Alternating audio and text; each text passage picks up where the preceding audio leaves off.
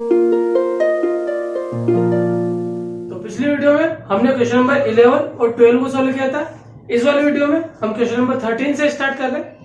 तो question number 13 है, D is a point on side BC of a triangle ABC such that ADC equal to BAC।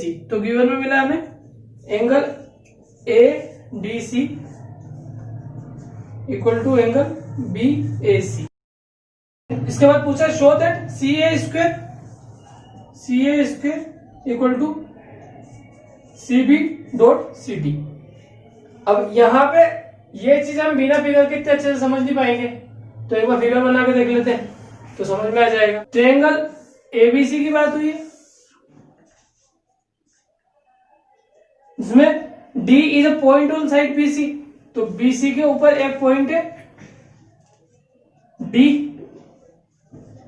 Such that ऐसे point है ये कि जो angle है ADC बोल तो बनेगा ADC ये वाला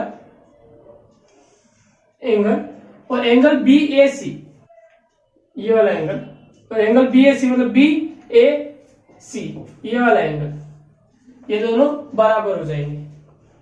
ठीक है ना, जैसा कंस्ट्रक्ट किया है AD कि ये दोनों एंगल बराबर हो गए। और अब हमें प्रूव करना है ये चीज।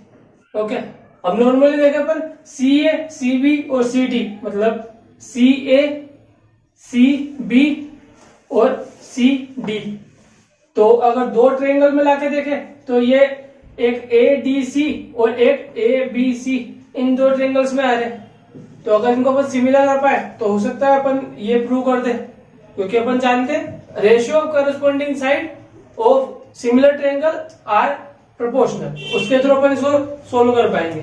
ठीक है ना, तो अगर देखें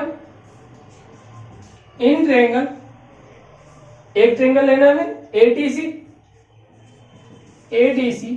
एंड एक और ट्रायंगल लेना है हमें ABC। तो ये दोनों ट्रायंगल क्यों सिलेक्ट किए समझ में आ गया ना, क्योंकि ये जो पार्ट्स है जो दे रखे वो इन दो ट्रायंगल के अंदर आ रहे। हम कह सकते हैं एंगल ADC का पार्ट है ADC angle ADC equal to ABC का है एंगल BAC, बराबर है। तो इनको बराबर इसलिए लिखा गिवन में लिखा है। नेक्स्ट इन दोनों ट्रायंगल में देखो एंगल C बराबर है, क्योंकि वो कॉमन है दोनों ट्रायंगल में आ रहा है। तो एंगल ट्रायंगल ADC का देखो ADC, इसका एंगल C मतलब ACD इक्वल टू हो जाएगा एंगल ABC का एंगल C देखेंगे तो ACB। अब इन दोनों को बराबर किसी बेस पे कह सकते हैं कि ये कॉमन एंगल है। ठीक है ना, तो अब हम डबल ए सिमिलरिटी का यूज करें, by double A similarity triangle ADC is similar to triangle, इन दोनों को सिमिलर अपन अपनी इच्छा से बता रहे हैं ताकि इसको प्रूव कर सके, इसलिए नाम एकदम करेक्ट लिखना पड़ेगा। तो नाम ध्यान से लिखे। एंगल A के बारे में कुछ भी नहीं बोला है अपन ने, हाँ बोला है इधर बोला है BAC का एंगल है, इस वाले का एंगल है नहीं बोला, इसलिए इसको छोड़ते हैं। BAC का एंगल है एंगल D के बराबर था ADC में, तो D की पोजीशन पे आ जाएगा, तो D बीच में था तो यहाँ भी A बीच में आ जाएगा। इसके अलावा C दोनों सेम पोजीशन पे, तो C को दोनों को सेम पोजीशन पे रख लेते हैं। अब बचा कौन सा BAC ABC में B, तो ADC similar to triangle BAC। ठीक है, तो इसके आगे लिख सकते हैं we know ratio corresponding side of similar triangle are in proportion या आर इक्वल।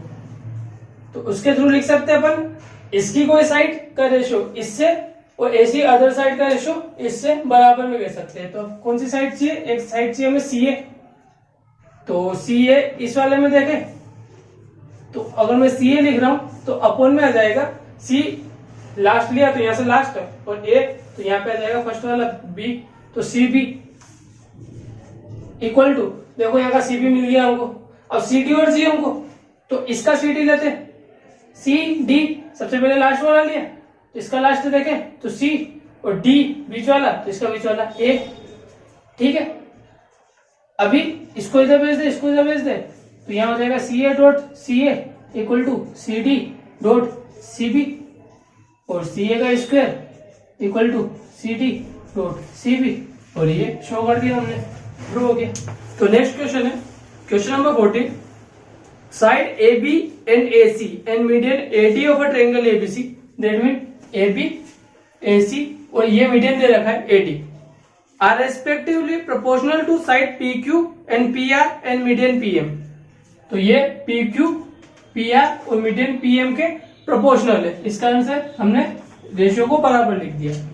इसके बाद show that triangle ABC is similar to triangle PQR, और हमें शो करना है कि एबीसी पीक्यूआर के सिमिलर है। अभी नॉर्मली इस जैसा पहले एक क्वेश्चन हम कर चुके है ना, बट उसमें सबसे अच्छी बात जो थी वो ये दी थी कि एसी की बजाय बी सी ये वाली साइड थी, तो जिसके थ्रू हमने पहले ये दो ट्रायंगल को सिमिलर बताया था और इसके कारण से इस एंगल को इक्वल बता दिया था, और इन दोनों को जब आप सिमिलर बताना था पूरे ट्रायंगल को, तब इस साइड का जो दी थी कि इसका साथ रेशियो ले और इस साइड का इसके साथ रेशियो ले तो प्रोपोर्शनल था, और एक एंगल की हेल्प ली तो एस ए एस इसका यूज किया था। पर इस बार ऐसा कोई ट्रायंगल अपन बराबर बता ही नहीं सकते, चाहे तो ट्राई कर सकते हो, इन दोनों साइड का रेशियो ले लोगे तो तीसरी साइड का रेशियो भी नहीं तुम्हारे पास, न कि कोई एंगल है जिसको तुम बराबर बता सको। ठीक है ना, तो इस बार अपन को कंस्ट्रक्शन की जरूरत पड़ेगी और बहुत ज्यादा ही कंस्ट्रक्शन हो जाएगा। देखें कंस्ट्रक्शन कर रहे हैं, सबसे पहला कंस्ट्रक्शन अपना ये रहेगा, construct B D parallel to A C and C D parallel to A B. That mean एक रे बना दो यहाँ पे ऐसे आगे जो AC के पैरेलल होना चाहिए, ठीक है ना, और एक रे बना दो C से जो AB के पैरेलल होना चाहिए ऐसे, और जहां मिल रहा है वहां पे नाम दे देंगे अपन D, तो BD पैरेलल टू AC हो गया और CD पैरेलल टू AB हो गया, है ना। सिमिलरली सर डी तो मीडियन दे रखा है, मीडियन ओके, डी की जगह यहाँ पे नाम चेंज कर लेते हैं, ई रख लेते हैं, है ना, और यहाँ पे भी चेंज कर लेते हैं बी ई, तो यहाँ पे जाएगा सी ई। ऐसे ही यहाँ पे देखें पी क्यू आर, अगला एस रख सकते हैं ना, तो एस को ले और Q S parallel to P R, R S जो इधर से बनेगा आर से पैरेलल होगा पी क्यू के, इसी को बना के देखें क्यू एस, मतलब पहले तो हमें पता नहीं होगा कि कितना लंबा बनाना है इसे, तो इसे तो नॉर्मली बना देंगे इसके पैरेलल में, और जब आर से बनाएंगे जो क्यू पी क्यू के पैरेलल होगा और जहां मिलेगा वहां पे नाम दे देंगे एस। ठीक है ना, अब अपन यहां पे लिख सकते हैं if we join D and D, अगर डी और ई को ज्वाइन कर दे, मतलब इसको ऐसे मिला दे पूरा, and M and S, then they form diagonal of parallelogram A B E C and P Q S R respectively. अब ये देखो कि मैंने पैरेललोग्राम क्यों कहा, मतलब पैरेललोग्राम डायरेक्ट थोड़ा बोल सकते हैं, और जरूरी है क्या कि इसको मिलाने पे ये डायगोनल बनेगा, ऐसा दिखने में भी लग रहा है, ऐसा भी तो हो सकता है ये ऐसी टेढ़ी लाइन हो, तब कि डायगोनल तो दो अपोजिट वर्टेक्स को मिलाने पे बनता है ना। ए और ए को मिलाऊंगा तो जरूरी है कि वो डी से होके जाएगा, ये तो अपन जबरदस्ती कहते हैं कि डी से होके जाएगा, ऐसा कैसा यहाँ पे भी एम से होके जाएगा, जरूरी है क्या, तो अपन जबरदस्ती करें कि एम से होके जाएगा। तो सबसे पहली बात है पैरेललोग्राम क्यों है, इस बात को समझो। तो ए सी को बी ई के पैरेलल बनाया, ऐसा इन दोनों के लिए भी, तो इस बात से तो क्लियर होता है कि पैरेललोग्राम है, कंस्ट्रक्शन से क्लियर हो गया ये भी पैरेललोग्राम है, अपोजिट साइड पैरेलल है इस कारण से।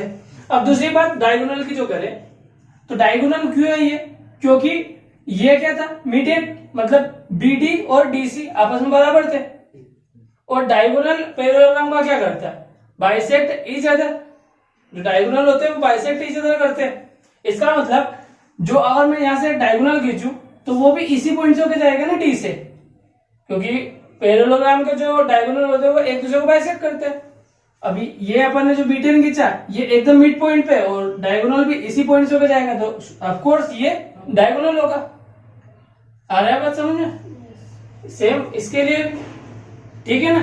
अब अपना क्वेश्चन आराम से हो सकता है, अभी भी काफी लेंथी क्वेश्चन है, चैप्टर नंबर 6 में one of the tough question है ये।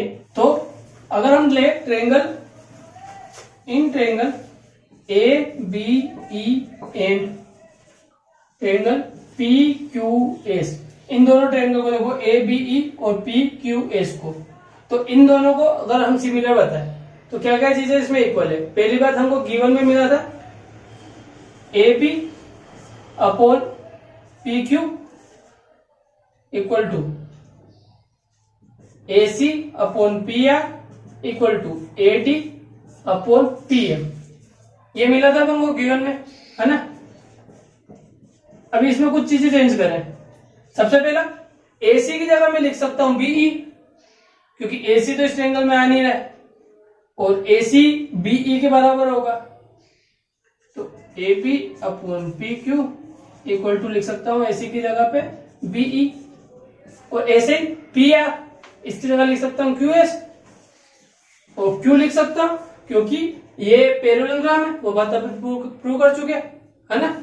और opposite side of parallelogram are equal, इसका आंसर इसको ऐसा लिख सकते हैं, ठीक है ना। अभी एडी, एडी को मैं लिख सकता हूं 2AD, और पीएम को लिख सकता हूं 2PM, है ना। तो यहां पे हम लिख सकते हैं AC equal to BE and PR equal to QS opposite side of parallelogram. इस बात को हम साइड में लिख के भी प्रूव कर सकते थे। अभी इसमें 2 का ऊपर नीचे मल्टीप्लाई किया, है ना। अभी 2AD को अपन लिख सकते हैं AE। अब ऐसा क्यों, क्योंकि पैरेललोग्राम है और ये इसके डायगोनल हो गए, जो बात अपने यहाँ पे लिखी भी है। तो डायगोनल बाइसेक्ट करते हैं इच अदर, दोनों पैरेललोग्राम के डायगोनल जो होते हैं वो आपस में बाइसेक्ट करते हैं। इसका मतलब ये आता है और ये आता है, इसका डबल करूंगा तो ये पूरा हो जाएगा, तो AD का डबल किया तो AE हो गया। ऐसे ये बाइसेक्ट हो चुका है, मतलब आधा है, अगर इसको डबल कर दूंगा तो पूरा बन जाएगा, तो PM का डबल हो जाएगा PS, है ना। तो लिख सकते हैं by triple S similarity triangle ABE is similar to triangle, अभी यहां पे ध्यान से नाम लिखेंगे, यहाँ AB आ रहा था, यहाँ PQ आ रहा है, यहाँ A आ रहा है, या PS आ रहा है, मतलब एक जगह P, यहाँ पे B से Q है और यहाँ भी B के साथ Q है, Q, और लास्ट में बचा है PQS। अब जो करस्पॉन्डिंग एंगल होते हैं सिमिलर ट्रायंगल के, वो इक्वल होते हैं। इस कारण से अपन लिख सकते हैं ये वाला पार्ट जो है इतना इतना पार्ट, एंड एंगल BA, और यहाँ पे पूरा नाम लिखना पड़ेगा ई तक, और इसको मैं BAD भी कह सकता हूं, चलो BAE लिख देते हैं अभी, तो इक्वल टू हो जाएगा एंगल QPS, इसके और रीजन यहाँ पे लिख सकते हैं corresponding angle of similar triangle are equal, इस कारण से, ठीक है ना। सेम अगर मैं ट्रायंगल देखूं, similarly we can prove triangle ACE similar to triangle PRS। ACE और PRS इसको भी अपन सेम तरीके से बता सकते हैं ना, सिमिलर, वही चीज है। एक तो ये तीन चीजें साइड की बोला था अपन को, तो अपने पास AC है, ये रहा, ऐसे PR है। इसके बजाय इसके साथ में अपने पास AB और PQ है, तो AB को अपन इक्वल लिख सकते हैं CE के, ऐसे PQ को इक्वल लिख सकते हैं RS के। तो ये भी चेंज हो जाएगा, और 2AD और 2PM कर देंगे तो ये हो जाएगा AE और ये हो जाएगा PM वाला PS। तो फिर वापस से ट्रिपल साइड है ना, और ट्रिपल एस के कारण से वापस सिमिलर बता देंगे इसको, और वापस से इस लाइन का यूज करें, and corresponding angle of similar triangle are equal। तो इसके थ्रू लिख सकते हैं बचा हुआ पार्ट, इस वाले का बचा हुआ पार्ट, एंगल ए का बचा वाला पार्ट था एंगल CAE इक्वल टू हो जाएगा एंगल RPS के। अगर इसे इक्वेशन फर्स्ट बोल ले, इसे इक्वेशन सेकंड बोल ले, तो लिख सकते हैं अपन by equation first and second. By equation की जगह लिखे add equation first and second, तो BAE। ओके, स्टोरेज खत्म होने के कारण से वापस से सेम प्रॉब्लम हुई है। यहां तक हम क्वेश्चन कर चुके थे तो पता ही नहीं पड़ा, स्टोरेज खत्म होगी, इस कारण से ये शूट नहीं हो पाया। तो एक मैं बोल दूं, BAE और CAE को जोड़ा अपन ने, इस वाले को और इस वाले को, और ऐसे ही QPS जो कि इसके इक्वल में था, ये इसको शॉर्ट में ऐसे समझ सकते हो। यहाँ पे BAE में अगर मैं CAE प्लस करूं तो QPS में भी CAE प्लस करना पड़ेगा, बोथ साइड सेम चीज प्लस करनी है। और CAE को मैं RPS भी लिख सकता हूँ, इस कारण से यहाँ के CAE को RPS लिख दिया क्योंकि मैंने यहाँ पे किया, और उसके बाद इन दोनों को प्लस किया तो एंगल A बना, BAE and CAE, BAE and CAE, इनको प्लस किया तो, और ऐसे ही यहाँ पे QPS और RPS को प्लस किया तो एंगल P बना। तो यहाँ पे लिख दिया हमने angle A equal to angle P। अभी इन triangle ABC and PQR, triangle ABC ले, ABC और PQR, इसके अंदर हमको मिला था AB upon PQ equal to AC upon PR, जो कि गिवन। अभी हम लगा सकते हैं एक एंगल बराबर है हमारे पास, angle A equal to angle P, और ये हमको मिला था by equation third.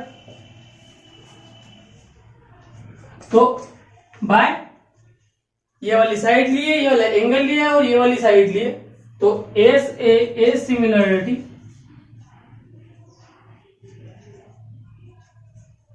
Triangle ABC is similar to triangle PQR। और ये हो गया क्वेश्चन।